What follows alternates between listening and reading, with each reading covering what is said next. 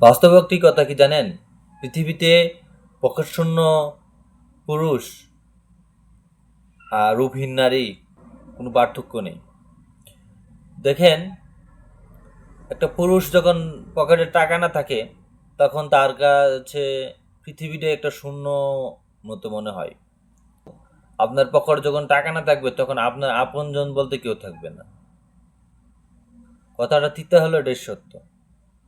আর রূপহীন নারী, তার কাছে পৃথিবীটা হচ্ছে অসহায়।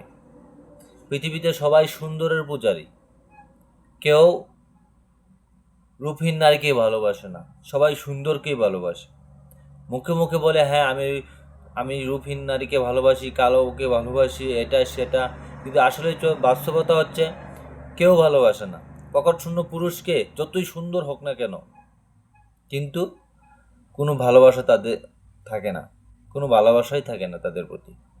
এমনকি আপনজন, আত্মীয় স্বজন, কেউ তাকে ভালোবাসে না পকেট শূন্য পুরুষকে।